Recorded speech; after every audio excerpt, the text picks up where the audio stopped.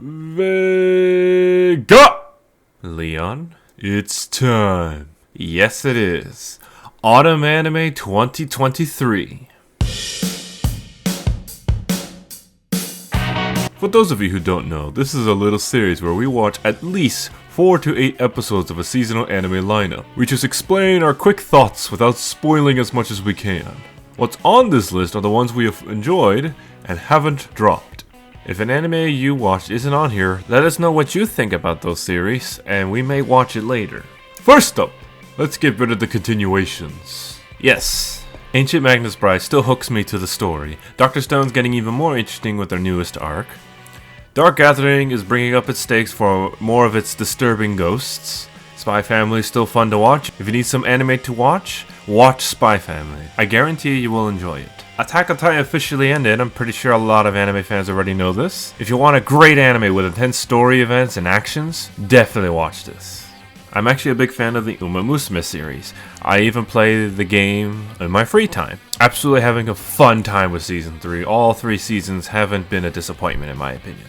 Alright, now, let's discuss the new ones. Starting with Tearmoon Empire.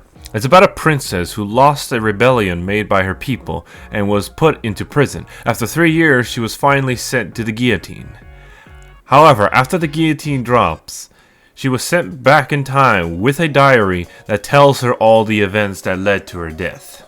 So, it is up to her to change everything to avoid losing her head. It started quite dark, and then everything went back to positivity and having a good old time. Overall, I recommend this series. If you want to see how a princess with a lot of pride tries her hardest to make a difference, then give it a watch. Next is I'm in love with the Villainess, and oh my god, finally! I have been waiting for this series to become an anime for a long time. It's about an office worker named Rei who wakes up as the protagonist of her favorite otome game and confesses her love to the villainess of the game. Yes, it is a Yuri! Yes, it is. I highly recommend this.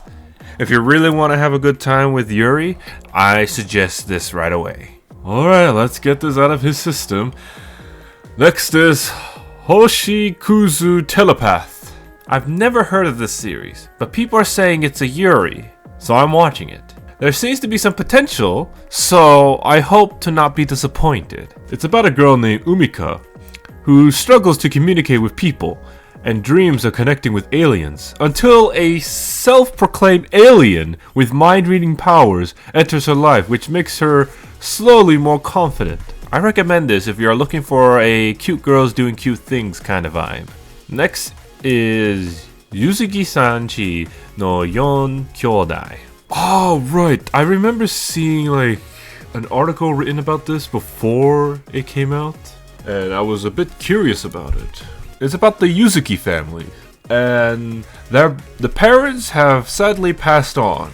All that's left are 4 brothers. The oldest is a teacher taking care of his brothers, while the other 3 are still in school. I would say it's kind of a slow-paced story. It is also very wholesome, and there's some deep moments in there involving family and trust in like friends and neighbors. It's very wholesome. I highly recommend this if you really want to try a slice of life story without all the, the anime BS.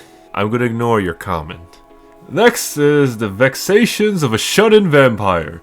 Another Yuri, everybody. It's another Yuri.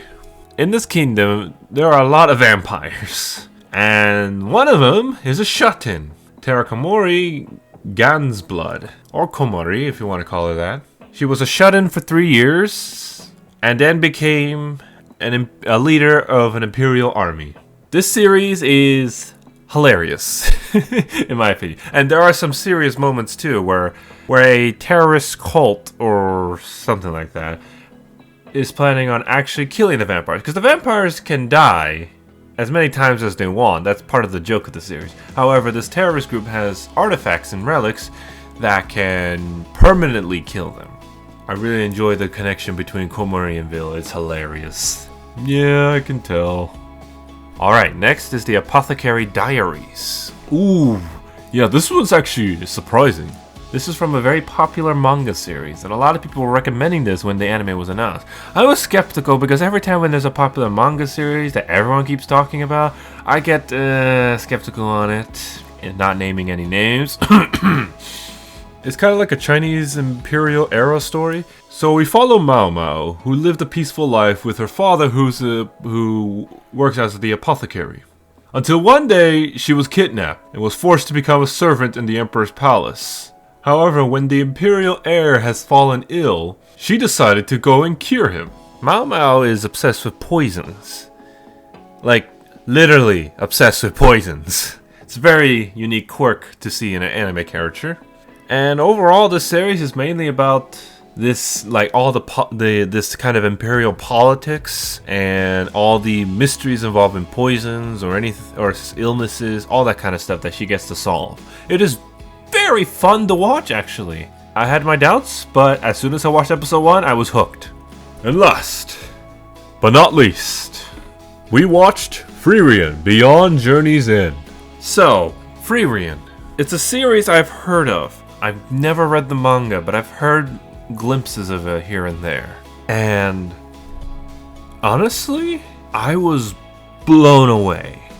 Frieren Beyond Journey's End is a story after killing the Demon King. The whole goal in most series about killing a Demon King or ending a war, that's already done. The heroes have won, they're returning home and celebrate. However, one of them, mainly the mage, Frieren, she is an elf, meaning she has an extremely long lifespan. And by the time the party members grew old and die off, she is still alive, and she regrets not spending enough time with their short lives. She had nothing much to do after beating the Demon King. After meeting with one of her comrades who have finally passed on, she takes in Fern as an apprentice, and they go on a journey. Eventually, Frieren has a goal to reach an area in their world to help them reach heaven to meet lost loved ones, to speak with them one last time. I'm still amazed with everything this series has to go. The first episode was supposedly going to be 2 hours long, but when I checked on Crunchyroll, it was split to 4 episodes. At least that's what I heard when it was going to be 2 hours. And it released the first 4 episodes day one, but instead of waiting 4 weeks to release more, they actually kept going. So it's a few episodes ahead of many of the other seasonal stuff. And I got to watch so much of it, and I love it. If you really want a slow burn, adventuring story with deep moments and the themes that just hit close to home, then I highly recommend this series. Also, Smug Frieren is hilarious. This may be a good contender for Anime of the Year. True. I have to put my final thoughts on it before that comes out. Maybe recency bias, but I'll have to double check the other series before then. And there you have it, Autumn Anime 2023. In addition, here's a list that didn't make it to our discussion list.